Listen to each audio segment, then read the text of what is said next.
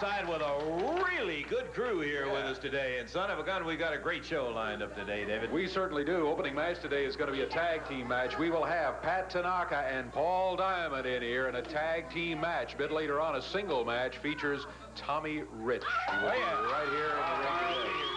Wildfire will be here later on. Moondog Spot comes around. And as if that weren't enough, big expiration of time match in which Billy Travis and Mark Starr will be going against the team of Big Bubba and the Mighty Goliath. That should be a very good match. Is that a bunch? I'll tell you, right off the bat, it's a bunch, and we'll be looking forward to seeing that. Take time out. We got a lot of it to do, and we'll be back in just one moment.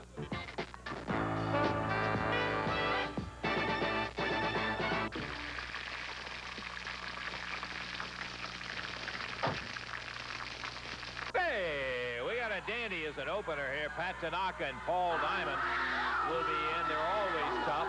They'll be a heavy favorite going against Jim Jamison and the Freeze. Little discussion. Always talk. We got a match coming up, Bruno, in the ring. There's looking lady seat guards out here, okay? You want to have a little conversation? Yeah, well, please keep it little. We're not out here for a debate. Let me tell you something, Lance Russell. What we got here is the prime time, the downtown connection. That makes me very happy. What we got here, Lance Russell, would you come with me? Don't stand there like a goof. What we got here is the greatest single wrestler in the entire world. This man is a nationwide wrestler. Man, it's been a superstar all the four corners of the world. He's held all kind of titles, every title there is. Mid-American title is going to be his again real soon. So Jeff Jarrett can just get ready because he's not going to have that much longer. This here is the Moondog, the man of the hour, baby.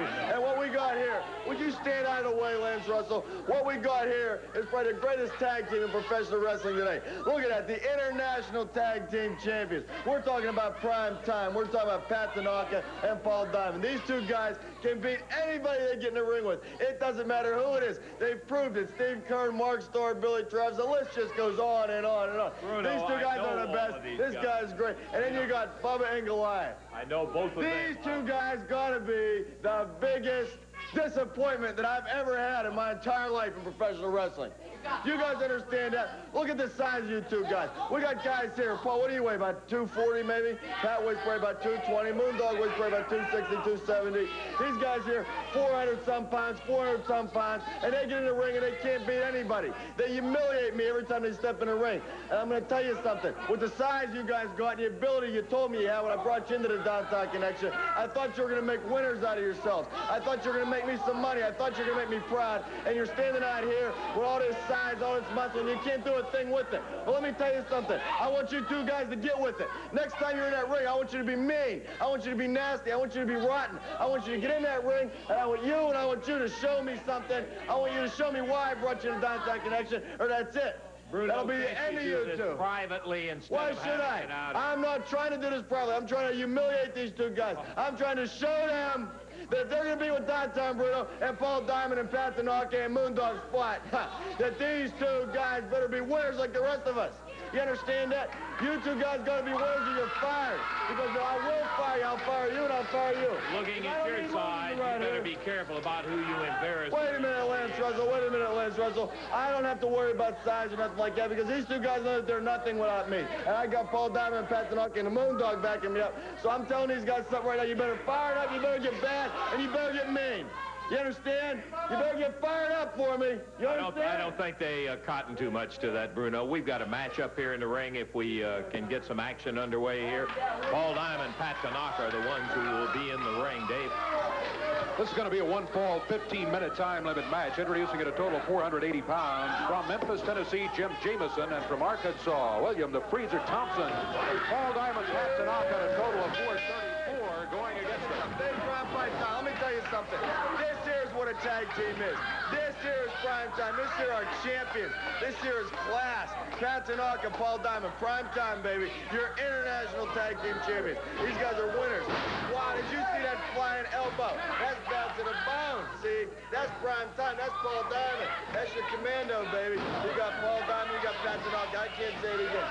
PT, Pat Tanaka, Paul Diamond, and Tanaka. What you got here is prime time. These are winners. This is a tag team. This is a machine in there. I think we understand all of that, Bruno. So this is what you call destructive force. This is what you call destructive force. Look at this Jamison. Look at him. He's dead, I think. I think he's done. I think you better call the corner. There's nothing left for him. Now you got Tanaka in here with some of them jab slaps, some karate chucks, taekwondo, everything else. This is a tag team. See what I mean, Lance Russell? This is muscle. This is size. This is speed. This is strength. This is agility. And you put it all together, that makes a machine. And the name of that machine, baby, is prime time. And like I told you many, many times, if you're going to come around prime time, you're going to end up canceled. You know what I mean? You come against Dallas, you come against Dynasty, you get canceled. Am I right or wrong? You get canceled. Yeah, I hear what you're saying. Please don't get into a discourse on television. Is you're comparing Saturday morning cartoons. You're comparing Saturday morning cartoons to the Cosby Show. When you compare any tag team to Pat Tanaka and Paul Diamond. Because this is a tag team. This is prime time. Look at that. He practically took his head off. Diamond. He practically took his head off. I think he did. His head's rolling down the street. No, it's still there. 2, 3. That's a tag team. That is a tag team. This is prime time. Yeah, This is okay. what I want in my Downtown connection. That's what I want. See, winner. Eye to tiger, killer instinct. It's like Momma says. It bees that way sometimes. Marvelous words of wisdom from Downtown Bruno. Pat Tanaka, Paul Diamond, the winners rather easily. Rather easily. A minute 28 was the time on it. They had no problem. Well, one of the things that I think the wrestling world continues to talk about is an event that, frankly, we never thought that we would see happen, and that was when Jerry the King Lawler ended up losing his hair in a hair match with Austin Idol, and a prominent role played by Wildfire Tommy Rich. Let's recap that incident for you. Lawler with the cover, but where's the referee? He's hurt. Who is it? Tommy Rich. Where in the world did Rich come from? The gate is still locked. Tommy Rich pile driving Jerry Lawler.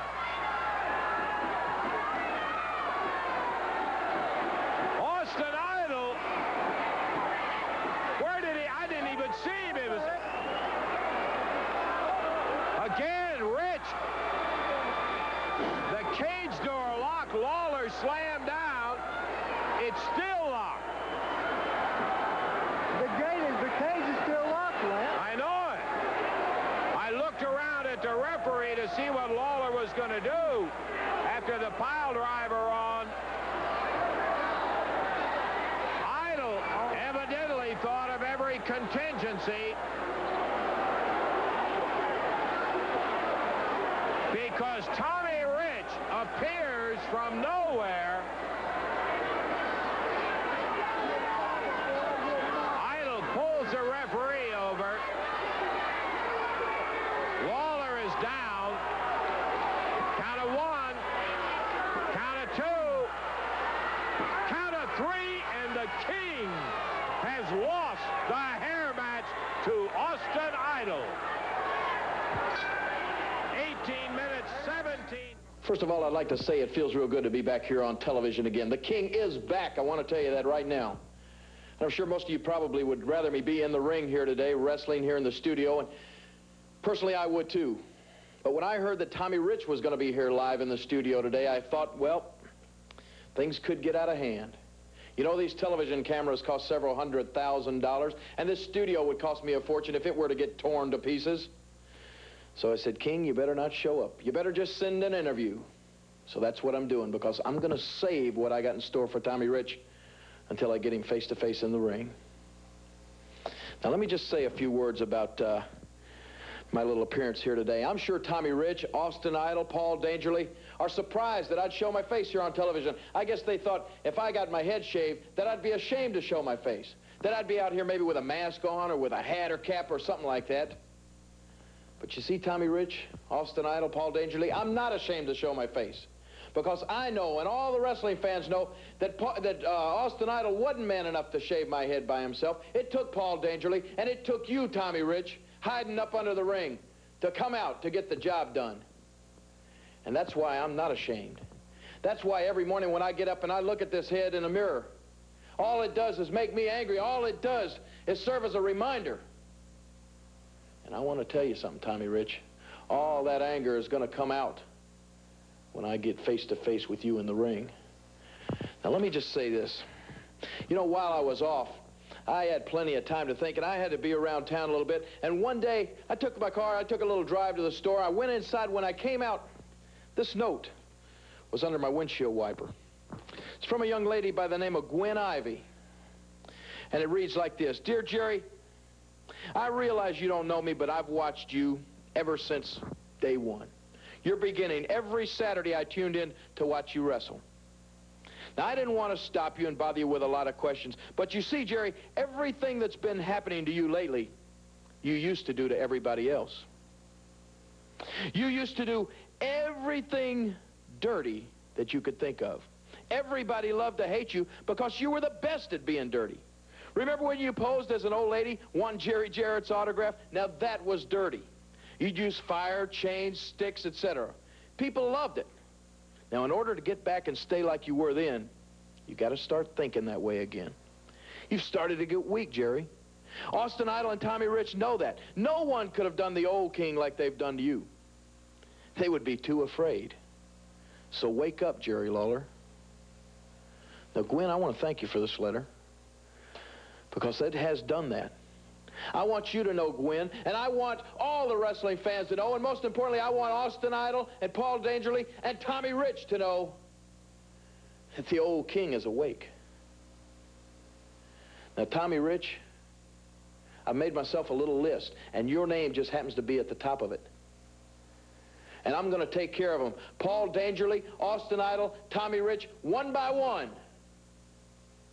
And I understand, Austin Idol, that you got a title match with Bill Dundee, the superstar who said he's so upset that he wasn't the man that shaved my head. Well, let me tell you something, Austin Idol. You're on my list. And another thing on my list is getting that Southern belt back around my waist. And I really don't care who has it. If it happens to be on Dundee, like I said, I'll just add another name to that list. So Tommy Rich, Idol, Paul Dangerly, I want you to know this. The old king has forgotten more dirty tricks than either of you punks will ever know. So when I get in that ring with you, Tommy Rich, I promise you this, and I promise all the old king fans that I'm awake. I'm back. And Tommy Rich, you don't have a whole lot of time left. So you better be looking over your shoulder, punk. Because sometime when you least expect it, somebody's going to step up to you, and it's going to be the old king. So you better be ready. He's got to say here, I'll tell you, you better be listening to it. Tommy Wildfire, all dressed up, no place to go, and I thought I'd stop in and see you lads, you know. Do you a favor, brother. You know, it's been a long time since I've been to Memphis, Tennessee, right here on TV. I wanted all the people to get a chance to look at Tommy Rich. Got the long, pretty hair, looking real good today. Looking real good. A lot of pretty ladies out here. Oh, hear that? Where is Jerry Lawler? Where is the king, man? I mean, that is the big question. You know, first we heard him, he was gone. Told Jerry Lawler, told him he was going to get his hair cut. Told him I was going to be the man to do it. Jerry Lawler, the man's in town. I'm back, and I'm back to stay. Jerry Lawler, your past tense, your history. Sit back. You listen to the crowd, man. When they holler for Austin Idol. They hollering for Tommy Rich. Go, Tommy, go. Go, Austin, go. The king is through, baby. The king is through. Memphis, Tennessee don't need you no more, man.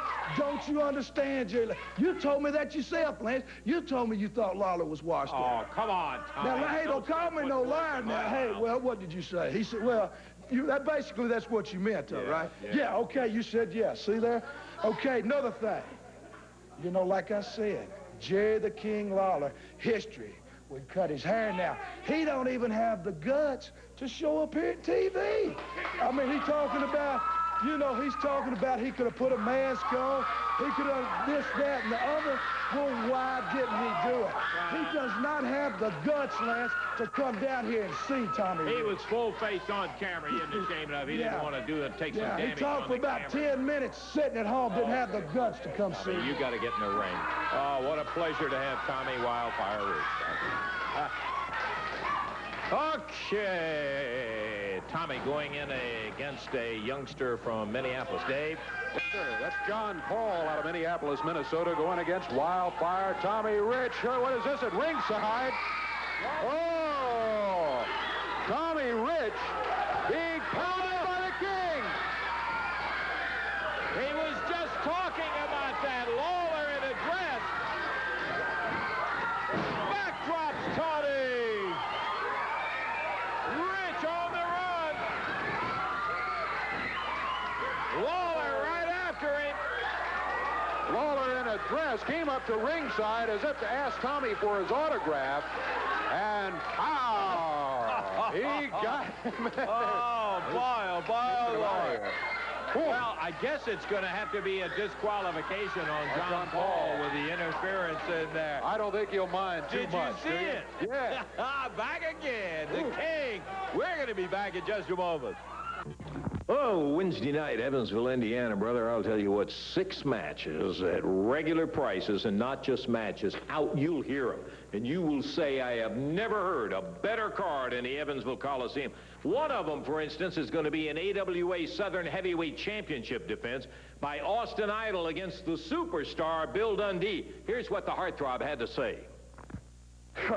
You know, when I think about Bill, Superstar Dundee, you know, it really makes me want to laugh. And you know why? Because you're a joke, Dundee. All this time you've told everybody in the entire world, you've written all the letters, you've called all the sportscasters, and you said, why couldn't I be the man? Why couldn't I be the man to do what Austin Idol did? And you know why, Dundee? Because you're only half a man. You'll never get this from me. And following the Idol Dundee match is going to be, boy, the final bout, and that's going to be Jerry the King Lawler against Tommy Wildfire. I've had a lot of wild nights with Wildfire, and I've seen him beat up a lot of broads, but never have I seen a broad beat him up until now, and it's the last time it's going to happen. You know, you talk about outrage, Lance Russell. You know, I guess you're snickering under your teeth, too. Think it's real funny, don't you? Well, it ain't funny. Don't you even laugh, or I'll knock you out right here. Jerry Lawler, you better be ready for the fight of your life, because I'm going to tell you something. You embarrassed me on that TV, but you ain't hurt me. You ain't cut my hair. You ain't done a thing to me. I can walk down the streets looking pretty all the time. Look at yourself, that spike hair. You know, talking about a fat, ugly broad. I tell you what, you know, they call you Jerry the King, Lawler. Well, in Evansville, Indiana, I'm going to show the people, after you walking out in the dress, I'm going to show them what a queen is. Because, Jerry Lawler, I'm going to make a queen out of you right there in Evansville, Indiana. Take it to the bank. That's right.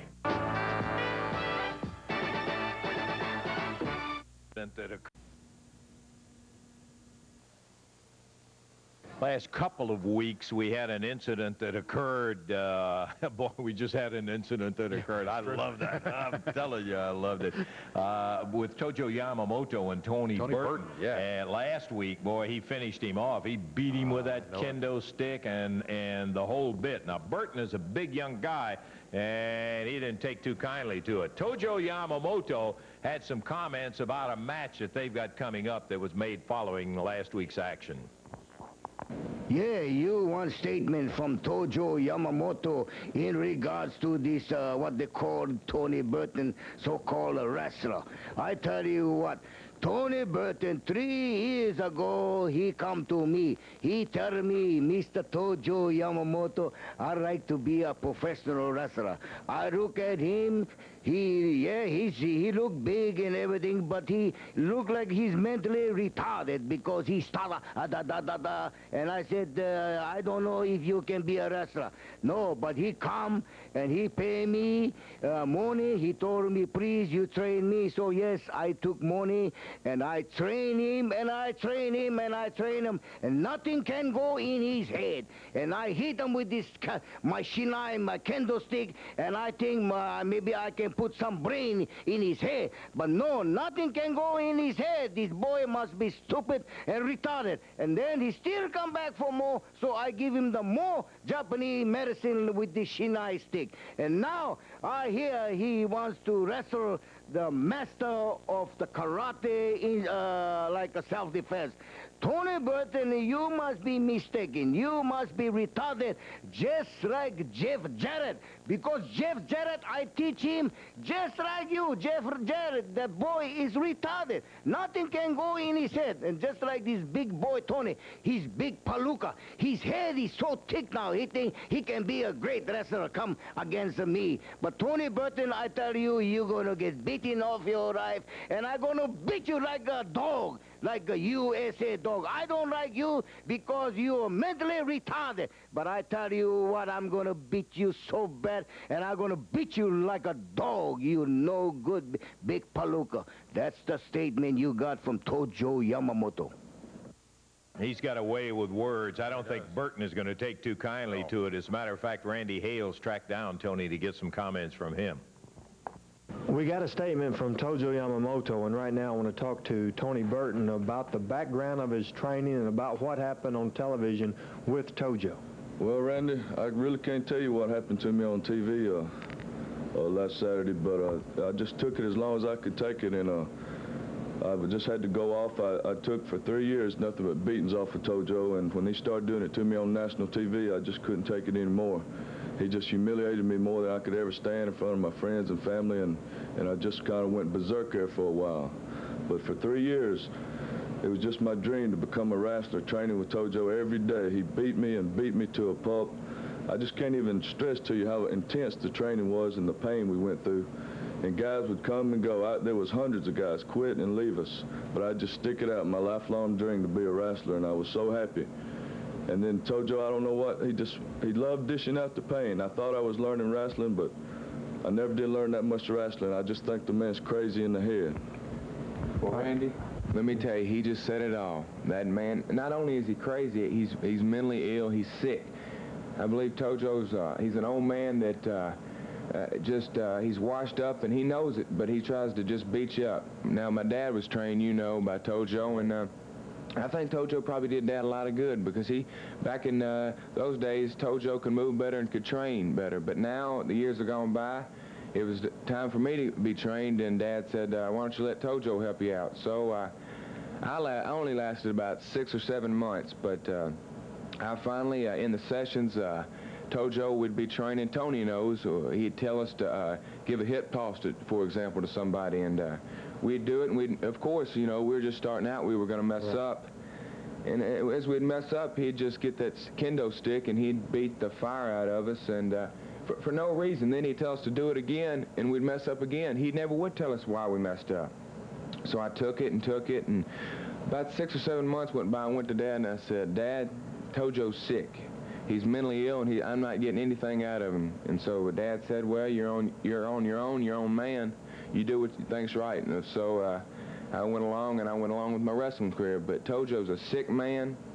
He's mentally ill, and Tony, you got a match coming up with him. And my only thing I can tell you is you've taken the worst he can give out. The worst he can do is beat you with that stick a little bit more, and I guarantee you're more of a man than I was. You took it for 3 years, and all it is confidence in your match, Tony. Tony, you have that match signed, and I just wanted to know if you have any predictions for the outcome of that match. Well, Randy, I don't really have no predictions. It's like Jeff said, though. He's beat me for 3 years, and what more could he do to me? I've took everything he could dish out. I just want to see if Tojo, he can bring that stick to the ring if he wants to. I'm used to that stick, and if he can put it on me, I can sure get it and put it on him, and we're going to find out if Tojo can take it or not. Good luck to you, Tony. Thank you, Tony. Thank you, man. I think it's going to be interesting when those two guys get together in there to see Tony Burton, and believe me, what he's telling you, Tojo Yamamoto dished out a lot of punishment to him, and Burton has got a lot of paybacks coming on it. And when he was embarrassed right here, and as he said, in front of his family and all the TV fans, well, hey, I hear the music. That means one of the youngest of the single title holders, the Mid-America Heavyweight Champion, Jeff Jarrett, coming out to join us here. Jeff. Oh, yeah, that's going to be an interesting thing, because you know what Tony's talking about. Hey, listen, that's going to be an interesting match, but you're kind of locked up with one with Jack Hart yourself, the Stretcher. The Stretcher, Jack Hart. I got a match coming up this week against Jack, but as you know, it's not a Mid-America title due to I got to fulfill some commitments later on, and But I do got a match with Jack Hart, and it's sort of like we could call this a little grudge match. It's not called a grudge match, but right now, Lance, I'm calling it a grudge match because one reason, Jack. You come out here a couple of weeks ago and you beat up my good friend Randy Hales for no reason. You know he's not a wrestler. Then you come out here the very next week and beat up my grandfather. He used to wrestle, but you know he's gotten older. His best days are gone. And that really shows what kind of man you are. And this week, brother, it's payback time. Well, I'll tell you what, I'm looking forward to it. Jeff, that's not the only reason I'm glad you're out here with me, because I happen to know what the other commitments and the reason that you can't go, and you're not talking about it, but I'm going to tell everybody about it. Jeff has a commitment to the AWA to defend the Mid-America title out in Las Vegas on ESPN in June. And one of the stipulations, of course, is that you couldn't defend the title prior to that date to make absolutely certain that Jeff Jarrett's going to bring when I go out there. That's right. Hey, that's not all the big news, because one of the events that was going to take place out in Las Vegas at that time was going to be the presentation of a trophy to Jeff Jarrett, who was selected as the AWA Rookie of the Year of 1986. Hey, I appreciate all of the AWA's commitments and ESPN and all that, but partner, you're home folks down here. I got in touch with Stanley Blackburn and asked Stanley if we felt like we should, and we wanted to participate in that, if he could get the trophy down here and make the presentation right here. And so what we're going to do is to listen right now. Larry Nelson did a little piece I'd like for you to hear, and then we're going to do the presentation right after. Let's listen to what Larry had to say.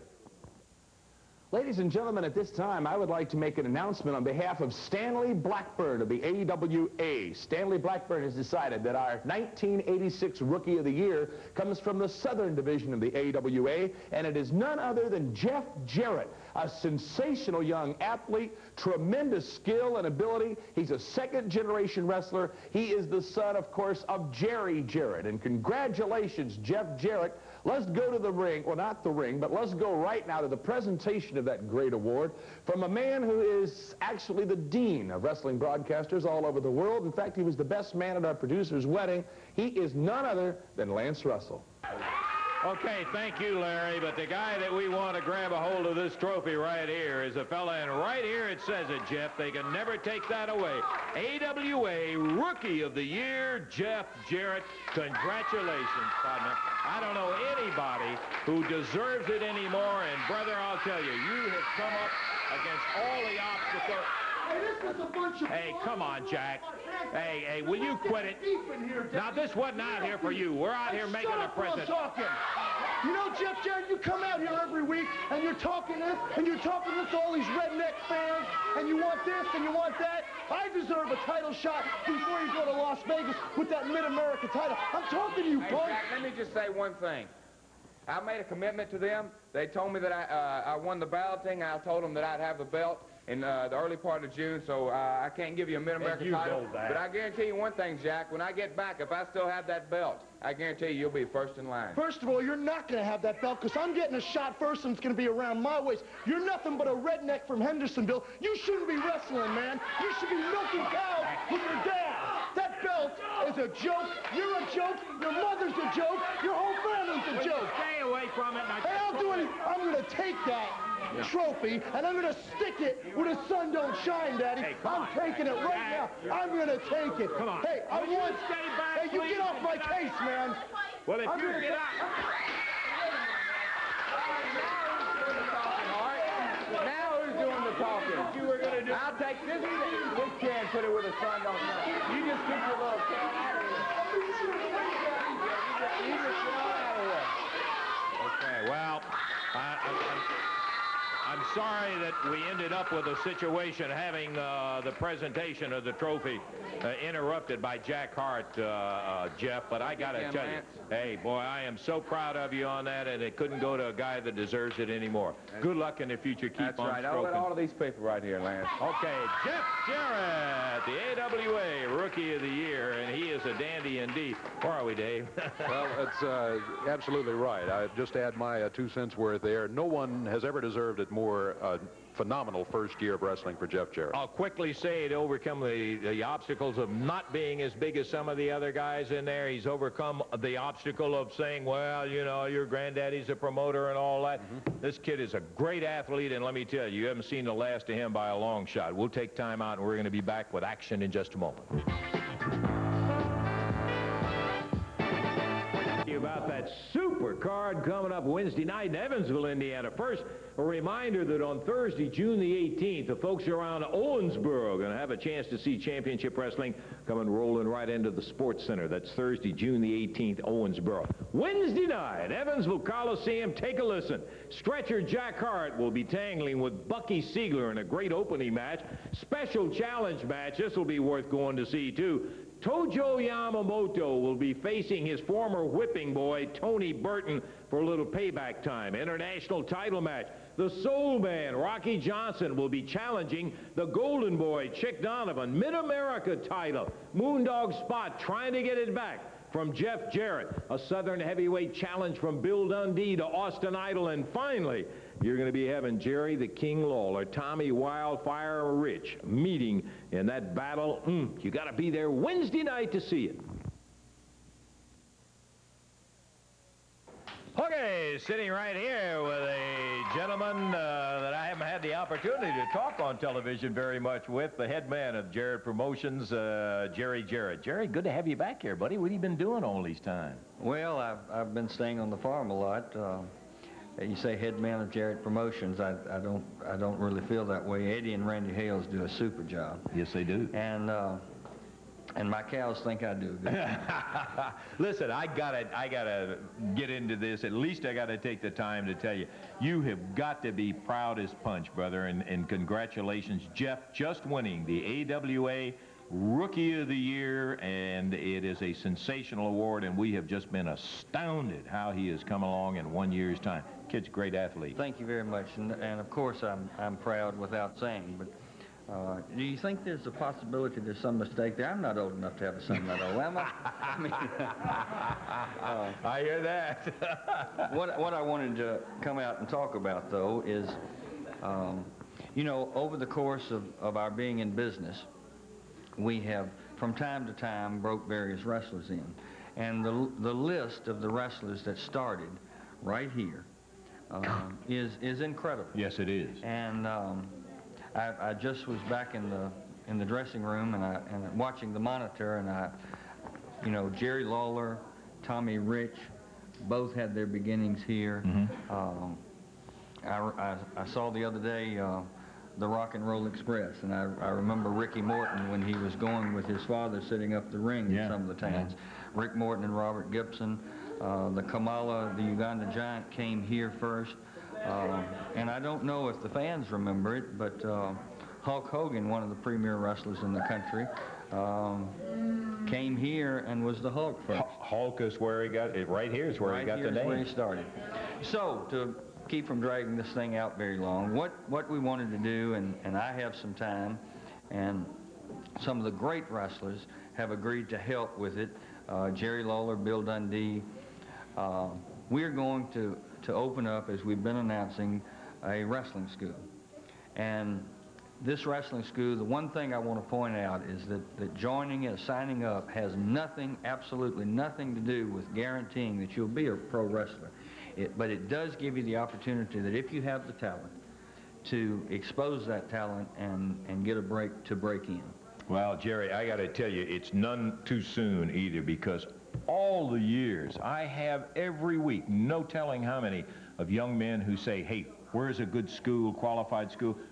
There really hasn't been any qualified schools, and that's one of the reasons I was so delighted when I heard about the information that you were going to have this school. That's all I wanted to say, and it looks like you've got something else. Boy, so everybody's got to interrupt. What we got here, we got the elusive Jerry Jarrett. This is the man. I've been looking. Oh, wait. Hey. I've been looking all over the place for you. I think I've looked under every rock in Tennessee and tried to decide. You're the man. Oh, Jarrett Promotions, the big shot. And I've been trying to find you, and I'm the #1 manager of professional wrestling, and you won't talk to me. What is it? Why won't you stay around and talk to me? I want to know something. Why is it that my Mid-America champion, Moondog Spot, yeah, the Mid-America heavyweight champion, just because he doesn't have the belt doesn't mean he's not the champion. Why can't he get a match with your son for the Mid-America title? Tell me. Why can't we get a match and we are the rightful champion? Hey, look at me when I'm talking to you.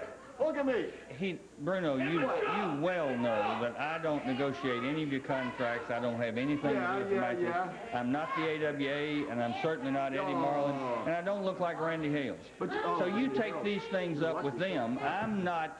I don't have anything to do with the matches. Wait a minute. Another time. Hey, Bruno. Hey, don't be telling me that. You're going to tell me you got no pull around here. You anything to do with booking the matches, and I don't have to look at your face. Don't put your hands on me. Bruno, just keep... Hey. Don't be pushing me like that. Will you stop that stuff, man? Hey! All right.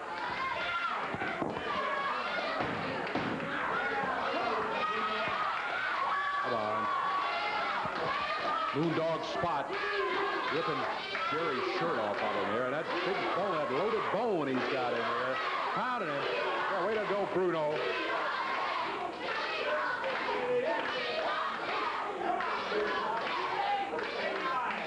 Jerry explained he didn't have anything to do with the match. And here's Jeff to help Jerry out. And Randy Hale out to take a look at him, too. Jeff and Randy. Look out, look out, look out, look out, look out. Jeff jumped from behind by Moondog Spot now. Come on, Bruno, get him out of here. Ah, look out. Jeff over the desk. Look at the chairs back here. Moondog Spot with that bone. Top of the head of Jeff Jarrett.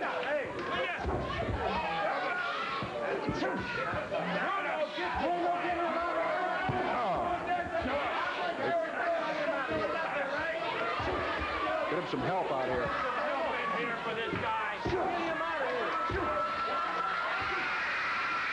Look out, Billy and Mark Starr. Billy Travis and Mark Starr to help Jeff and Jerry. Jerry trying to get over this way. Boy, he was really pounded in the back with that bone by Moondog Spot. Well, an incredible display again from Downtown Bruno and one of his stable, the Moondog Spot, who he brought in here a couple of weeks ago. And what do? They jump a man who has just explained that he had nothing to do right now with making the matches, that he needed to be talking to Eddie Marlin or Randy. Well, here you are back again. Yeah, at least let's get you in a ring this time. For heaven's sake, instead of jumping people out on the floor. Well, the Moondog is up there. Apparently, Bruno's got him all fired up and ready to go. Here comes referee Jerry Calhoun and Ronnie Nations from Jackson, Mississippi. Moondog Spot jumping him before he even gets into the ring. The bell sounds, and the match is officially underway. Well, you better start out. What, Jerry Jarrett says he got nothing to do with it. Jerry Jarrett says he got nothing to do with it. Well, when it comes to the Moondog, then I got nothing to do with it. If Jerry Jarrett can play the game, I can play the game. Come on. What's good for the goose is good for Downtown Bruno. Jerry Jarrett got nothing to do with nothing. Hey! Here comes Jeff Jarrett. He's got the ball from Moondog Spot's corner. It's going to be a disqualification on Ronnie Nations, but a measure of satisfaction from Jeff Jarrett. Yeah, the Moondog had that bone hanging on the ring post over here, and Jeff grabbed it and went after him.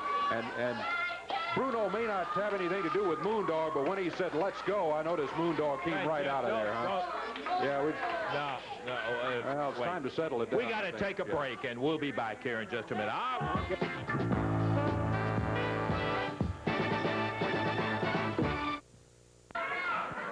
Our discussion's been going on here for about 2 or 3 minutes. Jeff came out and called Randy out, and Lance is over talking with him, too. Jeff wants a match, and he wants the title at stake. Randy is not wanting to book the match because, as Lance explained earlier, Jeff has the match coming up in Las Vegas, and one of the stipulations for that match is that he not defend the Mid-America title before that Las Vegas match. That's just to ensure that he has the belt for the Las Vegas matches. Now, Randy doesn't want to book the match for that reason. Jeff is most upset. There you see him going, and he needs that belt, and that's one of the stipulations with the ESPN match. What, Lance is saying, okay, did he book it? They're going to book the match. It's a mistake. I agree with you. He could do it another time. He could wait until the situation with the AWA in Las Vegas is over with. But he insists on having the match right now. And the Moondog, of course, he won't take a match unless it's a title match. And so Randy Hales, representing Eddie Marlin, said he's going to... Okay, I got mine. Randy, they are going to book the match. Mistake. Yeah, I agree with you. But that is the way that tune goes sometimes. Okay, where are we? We got a match coming up here. Oh, boy, do we have a match coming up here, partner. Man, I am telling you what, this is a big expiration of time match, Dave. Could be one fall, could be 4, 5, 6. We've got quite a bit of time, and it is an expiration of time match, so looking forward to it. Bruno is... And all that's happened, I had forgotten I forgot about that, too. Bruno and Goliath. Bubba and Goliath, with Bruno jumping all over him for not being aggressive enough in their recent matches. They are going against the team of Mark Starr and Billy Travis. Is this a good-looking young team or what? It sure is. Let me tell you something. I told them to get fired up. I told them that was what it was all about. I told them they do what I tell them. I told them they don't walk away when I'm talking to them. They don't stand there when I tell them to get in the ring. They don't go in the ring and wrestle like they're lazy whenever I tell them not to. They're going to get vicious. They're going to get bad. They're going to get mean. Apparently, it did them a little bit of good because now they're fired up. Now they're getting bad. Now they're getting funky. Now they're in there slamming Billy Travis. Now they're getting bad. Look at that big, mighty leg across his throat. This team is getting fired up again. They're getting out of the fire. What are these guys doing out here? It's our prime time. Yeah, great. They can do anything they want to, right? Hey, come on. Jerry. They're going to kill somebody with that. Oh, he got your man. He hit the wrong guy. Disqualification, though, has occurred, and Bruno and his downtown connection. Oh, look at this. Bubba Steve to Bruno. Bubba says, we had it won. What are you doing? We were in control. I gotta take their side he's right. in this instance, because they did have it. When out comes Tanaka and Diamond, they were trying to use the chair to get to Travis and Starr, but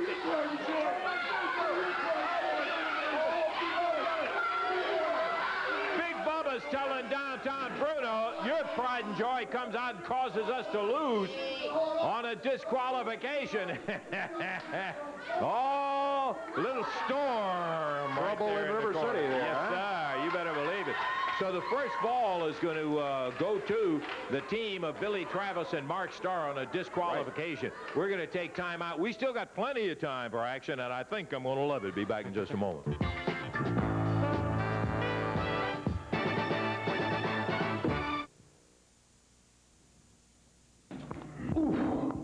Wednesday night, Evansville Coliseum, son of a gun, I can't believe. Regular prices, 6 matches, and brother, I mean quality action all the way. One of them is going to be a Mid-America title match where Jeff Jarrett's going to be putting this belt on the line against the guy he won it from, Moondog Spot. Jeff? It's payback time in Evansville, Indiana. Moondog, what you did to my dad, there's no place for that in wrestling. He's an ex-wrestler. His days are gone, but my days are here, Moondog, and I'm going to... payback time in Evansville. Just look out for that bone, Jeff. That's all I can say. And then stand by for this. I'll tell you, this is one you dream about. The superstar, Bill Dundee, challenges for the Southern Heavyweight belt against the heartthrob Austin Idol. I love it. That's right, Lance. If it's the first time we're going to challenge, it's going to be the last time, because I'm going to beat you, Idol. That's right, I'm going to beat you, because I don't like you, punk, because you run around telling the whole world that you did something I've given my whole life, or tried my whole life to do and couldn't do it. Well, neither did you, punk. It took you and 2 other people to cut the kings here, but I'm going to tell you this. The superstar's taking that belt off you by himself.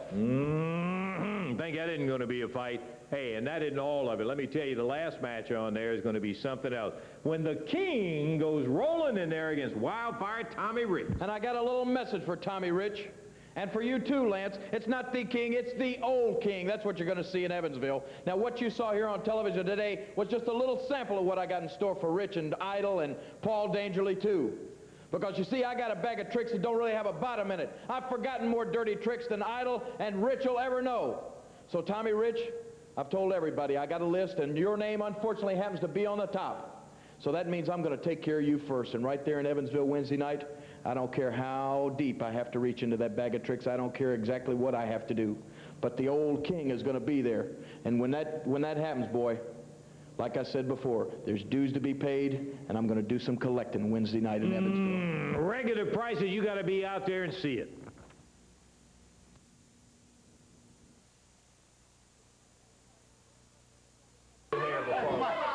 Let me tell you something. Everybody ought to know by now, they've been busting up the dressing room, screaming and hollering, kicking in doors. That's right. I fired Bubba and Goliath because they're no good to me anymore. They don't follow orders. They can't win a match. Well, Primetime follows orders. Primetime takes initiative, and this team wins a match. So you guys, I want you guys to replace Bubba and Goliath, go in there, and beat the living tar. Yeah, okay, Bruno. I thought we're off and running. Hey, please, not another filibuster here. It's only a minor setback. I'm going to tell you something. I gave them a chance. They blew it. And instead of handling it like gentlemen, maybe things could have been resolved. They went back in that dressing room, were kicking in chairs, knocking down tables like they were in some low-class bar somewhere. And then everybody knew about it because everybody in every dressing room, all the fans, everybody walking around, heard them two big goofballs busting chairs, screaming, hollering, swearing back there. It made me sick to my stomach. It made me ashamed to be involved in professional wrestling to see those two guys acting like that. Hey, they had the first fall going their way when the prime time came roaring in there. That's what got the disqualification. Lance Russell, Prime Time can do anything they want to do. Prime Time is the international tag team champions, brother, of the world. International. That means Colombia, that means Peru, that means Canada, that means Hawaii, that means Germany, that means Japan, that means China, that means Korea, that means Neptune, that means Antarctica, the North Pole, the South Pole. Okay, enough geography, please, Bruno.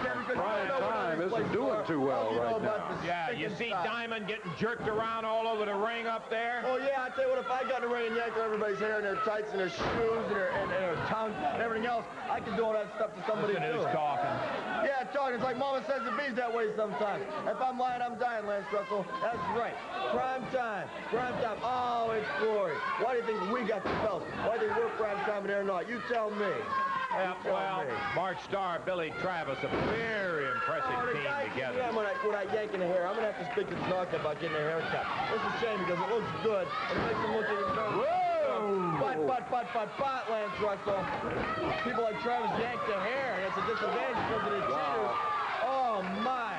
Just the upper arm, put Tanaka right down on his back. The upper arm. You're going to tell me that there is some sort of loaded secret weapon in there somewhere, someplace, somehow. First of all, it's bad breath enough to finish World War III. We all know that. That's why I'm over here instead of the ringside. I can't stand that bad breath. Wait a minute. Look at this Mark Starr. What right does he have coming into the ring? What right does he have coming into the ring? What right does Diamond have in there? Starr out on the floor with Pat Tanaka, Dave, and Billy Travis up in the ring with Paul Diamond. And boy, I'll tell you what, a Donnybrook and a half underway with these four guys now, all of them out on the floor. Man, oh man. Travis let him have it and popped him right in the top of the head there. Diamond rattling back. Double count out. Double count counted out. to 10, yeah, so it's there's going to be no winner of the second fall here. Double count out. Diamond and Tanaka split. They found out it was time to go because Travis and Starr really were geared up for that fall. Yeah, well, they sure were. They looked mighty good. The time on the fall was 2:17. 2 minutes, 17 seconds. It is a double count out. It will not be assessed in anybody's column. So what we're going to have to do is take time out, and we'll be back with more. And I think we got time for a third fall, Dave, and we'll be back in just a moment after we check the time.